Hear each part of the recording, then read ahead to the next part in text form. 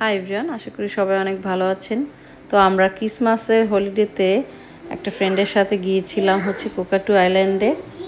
তো প্রথমে আমরা ট্রেনে করে সিটিতে গেলাম, সার্কুলার কিউ থেকে ফেরি করে কোকাটু আইল্যান্ডে যেতে হয়। যেহেতু ক্রিসমাস টাইম, তো দেখা গেল যে সিটিতে প্রচুর ট্যুরিস্ট বিভিন্ন দেশ থেকে এসেছে। তারা ঘুরে বেড়াচ্ছে, মানে এক্সপ্লোর করছে সিটিটা। খুব ভালোই লাগছে, অনেক দিন পর সিটিতে আসলাম। তো আমরা সিটিতে দেখলাম যে ক্রিসমাসের ডেকোরেশনও হয়েছে, আমরা কিছু পিকচার তুললাম, ভাল লাগলো অনেক দিন পর এসে।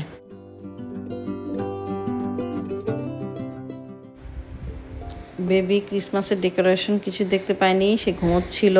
ট্রেনে উঠেই সে ঘুমিয়ে পড়েছিল। তো আমরা ফেরিতে উঠলাম, ফেরির ভিতরেই ছিলাম, উপরের তলায় যাই নাই, কারণ উপরে অনেক বাতাস ছিল, আর আমাদের সাথে যেহেতু বেবি ছিল, ওর যেহেতু ঠান্ডা লাগতে পারে, সেজন্য আমরা নিচেই ছিলাম।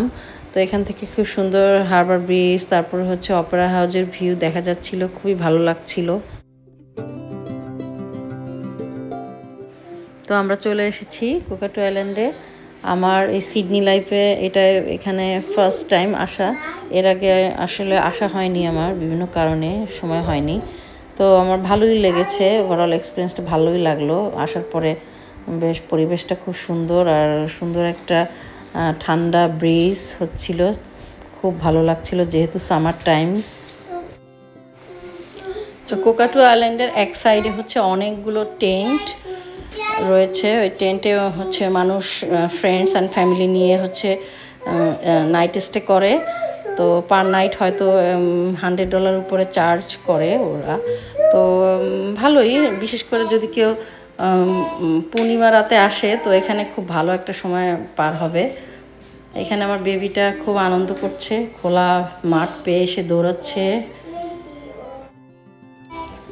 তো আইল্যান্ডের এক সাইডে দেখতে পেলাম অস্ট্রেলিয়ান বন্য বিভিন্ন নেটিভ ফুল, খুব ভাল লাগছিল আমার এগুলো, তাই একটু ভিডিও করলাম।